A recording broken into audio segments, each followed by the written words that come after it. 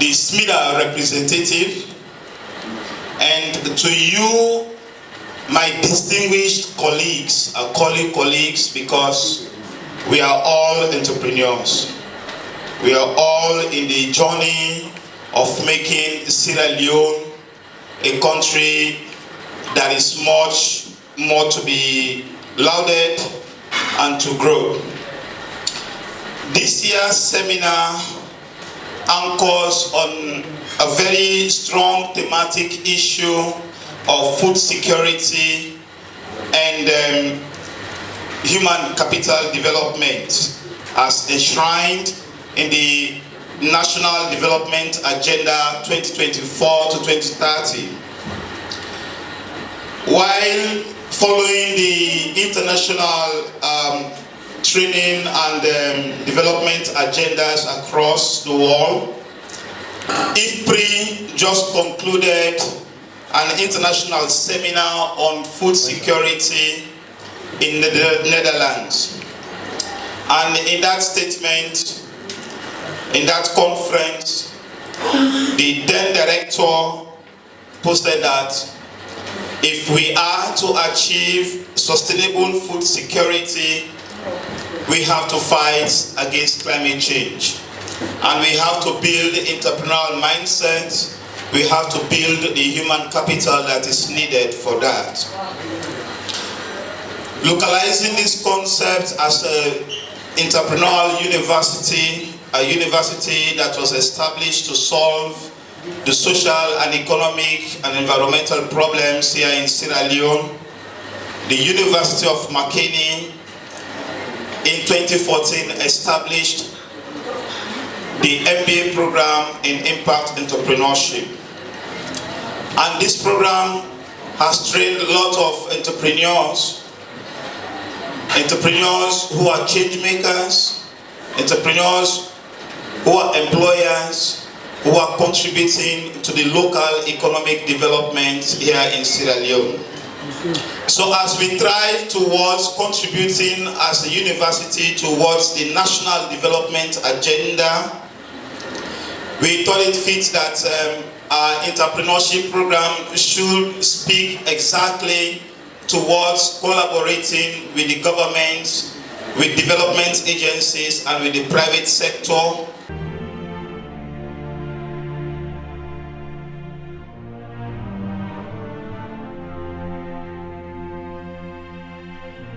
Because for me, my goal, my personal goal is women's economic empowerment. And for me, when we talk about gender, my argument is if women are economically empowered, a lot of issues, a lot of challenges will not be handling them. If women are economically empowered, they can have the decision for themselves, to make the decisions for them to be mistresses of their own destinies. It doesn't mean that wearing a gender lens, you should be going around attacking the opposite sex. But you just have the opportunity and the knowledge to be able to cater, to decide for yourselves as women. And also, we need the support of the men also, because of all the gender empowerment, gender policies that have been put together. We women, and since back in generation, have never been able to do it alone. Marketing, those three areas, although you have the smaller distribution and so on, but these are the key value chain: production, processing, and marketing. The work that is done in production, that is unpaid. Women are the ones that are doing it. Most of the unpaid work. And the work is not tedious, but very do those activities, while most of the labor work that is done by men, the man can get and complete and have the rest of the day. So these are, as you are going out interested in agribusiness and sustainable food. That is what we've been on to today. And Father Joe is an epitome of that. He is a resilient person. And I will say he's a spiritual and academic entrepreneur. I will say spiritual because he is over 30 years as a priest. You can imagine. And as an academic entrepreneur, he has led the University of Mackenzie's foundation to this level. And he has trained over 10,000 academicians who today are playing very important role in Sierra Leone. So, a lot is here to be said about Father Joe, but then that is going to be like a very strong autobiography, for which I don't want to say it now. However, in summary, I want to say we have in our midst today the very Reverend Professor Joe, who is the Vice Chancellor of the University of Mackenzie. Thank you very much, Father.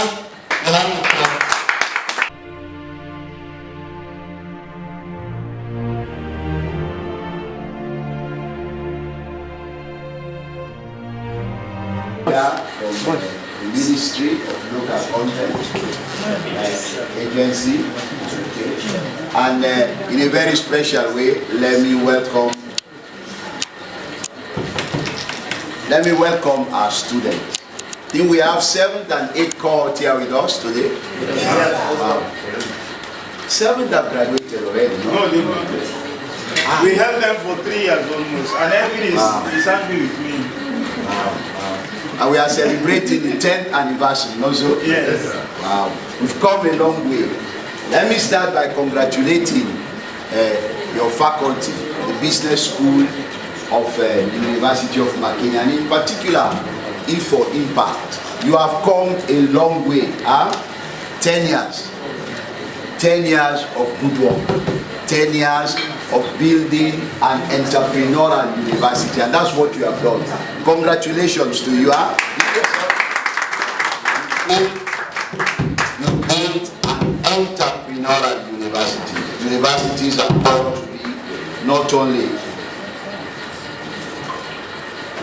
places for teaching, research, and mind you, the University Act of 2021 has added entrepreneurial mandate as part of the core mandate of the university. So it's teaching, research, public engagement, and entrepreneurial management, entrepreneurial undertaking.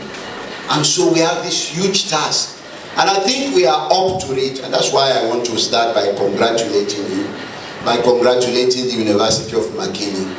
We've positioned ourselves, and we keep on reimagining ourselves to address the crucial headwinds in our country. And one of the headwinds in our country, as said by Peter Lansana, is that of food insecurity. Coupled with other headwinds, climate change, the youth bulge in our country. These are all the mega headwinds in our country, of which a university is asked to address, to solve, to be engaged with. Mind you, 2030, the big sustainable agenda, the big promise, the big dream, 2030 is just 6 years, more or so, to end hunger, end poverty. It's just 6 years. And the African agenda of 2063 is how many years more? And our Sierra Leone medium-term development, the new one, with the 5 big game changers, we have only a few years more to achieve them into becoming a middle-income country. And so the dream is big, the dream is large. There is so much work for us to do. There is so much work. That's why I want to congratulate you, because you have chosen a very exciting and very challenging theme, anchoring the seminar on food security as one of our global headwind. And for us, in this country, significant challenge. If you look at the food vulnerability analysis in this country, over 60% of the population in this country is food insecure. And if you look at the vulnerability analysis index in this country, and so we have a huge challenge.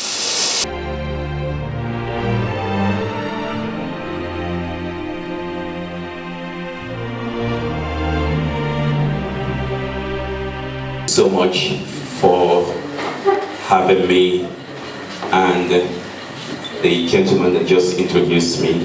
Thanks for the introduction. Before I get into my speech, I just want to, so that I cannot lose sight of some incredible contributions that have already been made. First by my sister. I cannot agree more with the important role gender has to play in agriculture and agribusiness. Because, you know, the sector, agriculture is the sector. Now, agribusiness, agro-processing is where we need to lay emphasis. That's where you can create yourself. And that's what innovation does, creativity does. You know, I am just returning back from Mauritius, like just last month. What I saw there is mind-blowing. By the way, the good news here is, humbly, we as local content Sierra Leone, we just brought home an award as the most outstanding local content agency across Africa. And that did not happen overnight. It's all because of entrepreneurial space. So we are doing our bits, competing. Our local content does not mean we settle for self-standards. In fact, our entrepreneurs, we position them so that they can compete at the global stage. Local content for us is about quality and standards. So I just wanted to start on that note. And I really, really want to do justice to these organizers of this event. So I prepared myself. Talking points is very important. Not too long, not more than 15 minutes. Ladies and gentlemen, I stand before you today with a heart full of gratitude and a spirit full of enthusiasm. I am deeply honored to have been chosen as the distinguished speaker for this event. First, I would like to extend my sincere thanks to the organizers of this event. Your tireless efforts, dedication, have not only made this event possible, but have also created an environment that fostered learning and growth. Your commitment to excellence is truly commendable. I am humbled by the trust you have placed in me by giving me this platform to share my thoughts. It's a privilege to be a part of such a distinguished panel of speakers, and I'm eager to contribute as well as to give insights that will be shared today with students and faculties. Thank you for all of us for attending. Your presence and participation are what makes these events like this meaningful and successful.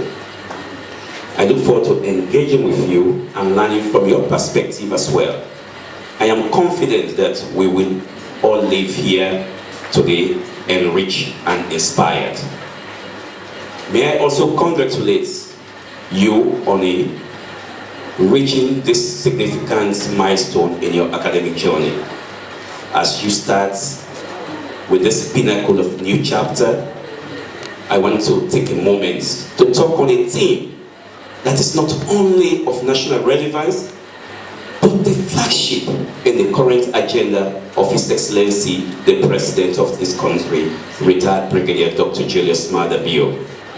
a theme so close to my heart, how entrepreneurship plays a pivotal role in addressing it. And this is entrepreneurial impact on food security in Sierra Leone. In the face of growing population and changing climates, food security has become one of the most pressing issues of our time. But where there are challenges, there are also opportunities. Like I mentioned, our entrepreneurs always take care of those opportunities. And it is these opportunities that entrepreneurs thrive. Ladies and gentlemen, let us first look at the distinct difference, if any, between the two critical concepts that are shaping our world today: food security and entrepreneurship. At first glance, these two might seem unrelated. However, upon close inspection, we find that they are deeply intertwined and have the potential to drive significant change in our society. Food security, as defined by the United Nations, is a condition in which all people at all times have physical, social, and economic access to sufficient, safe, and nutritious food that meets their dietary needs and food preferences for an active and healthy life. According to the World Food Programme, nearly 690 million people still go to bed hungry. On the other hand, entrepreneurship is the act of creating a business or businesses while building and scaling up to generate profits. It is also about innovation, risk-taking, and exploiting market opportunities. But how does this relate to or impact food security? Entrepreneurship, with their knack for innovation and problem solving, are uniquely positioned to tackle challenges of food security. They can introduce new technologies and practice in agriculture and agro-processing, develop different value chain, supply chain, and create sustainable food practices and services. For instance, consider the rise of vertical farming startups as one of the most innovative cultivation in the world. Similarly, many entrepreneurs are working on innovation solutions to reduce food waste, a significant issue contributing to food security, transforming food waste into renewable energy. Moreover, entrepreneurship is considered to stimulate economic growth and job creation, especially in the agriculture sector. This in turn can improve incomes and access to food for the most vulnerable Sierra Leonean population. However, ladies and gentlemen, Sierra Leone is still recovering from the negative effect of COVID-19 and the global food crisis since the start of the Ukraine and Russia war. The rate of deterioration in our country has been following a significant steeper curve for the past 2 years, and achieving food security process being a challenge. According to WFP, over 4.7 million people in Sierra Leone are food insecure, with over 900,000 people severely food insecure, and over 3.7 million moderately food insecure. But amidst these dampening figures, there is still hope. And that hope stems from what His Excellency President Bio's Feed Salon program, coupled with the entrepreneurial spirit that bonds in each of you with solutions and sustainable business models that we can hope to feed Sierra Leone and ensure no one goes to bed hungry. But I have a few concerns that I want to share with you. Some may be in the form of questions, and others could be food for thought. Our Our lady at the high table mentioned the issue of our youth population being out in the street, hallowing themselves in Kush. Some of them are doing barrow pushing, leaving the villages. And we all know, when we talk about agriculture in Africa especially, in a situation like Sweden, where technology is still something that is far-fetched, it is the youth that have the able body to actually carry out those activities. Today we see them in the streets. Have we ever asked ourselves why there is so much influx of able-bodied men in the street? We talk about food, local food content. Almost every crop they are dealing with within this province because of lack of proper infrastructure, from where they harvest to the marketplace. And some of these things, if people want to go into local content, they're happy to produce. Like you mentioned, you cannot do acre, but you can do 1 or 2 plots, or access to markets for you to at least recover and again come in terms of price to the Ministry of Trade. Now, if you are selling the same product like you mentioned, plantain, now they're doing comparative analysis with them, the imported plantain and the local plantain. Now, for the layman, they're looking at the economic benefits. I'm not receiving much money, so how can I maximize the best use of my money? So how can we reduce the cost burden on this local content people by working with other ministries or agencies to align the synergy better, so we're able to have a compounding effect, so the local content producer will not suffer much. I want you to enlighten us on that, or maybe take note of that. Thank you so much.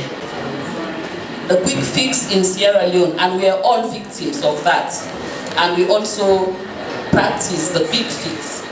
As per my knowledge, the fried plantain chips, the package, when we go, I'm not sure about any other place, but here at UniMak, the local one, you have it, the ones they slice, you have it for 2 leones. And it's much more.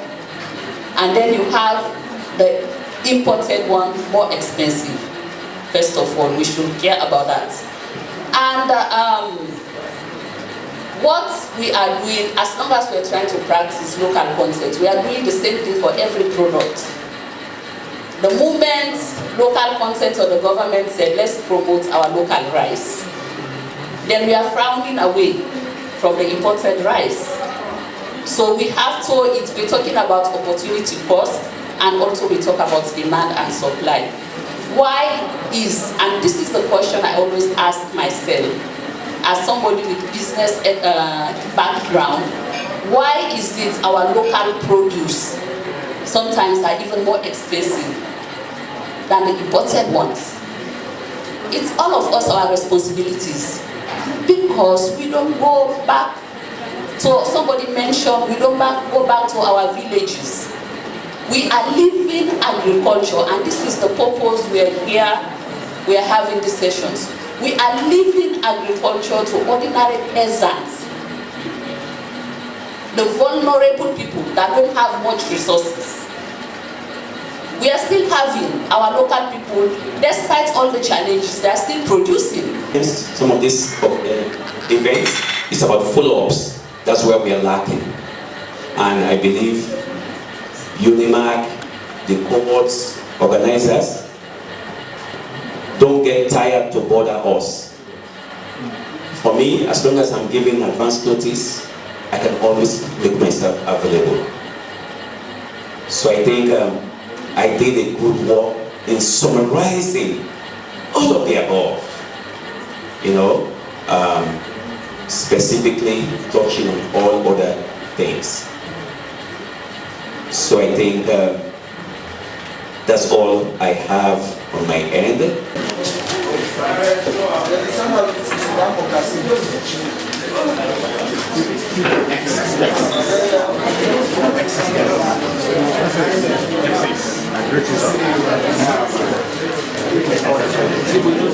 remain stagnant over the years. Increased input costs for agricultural production, such as chemical fertilizers, improved seeds, farm tools, and high transportation costs to market constitute the local factor.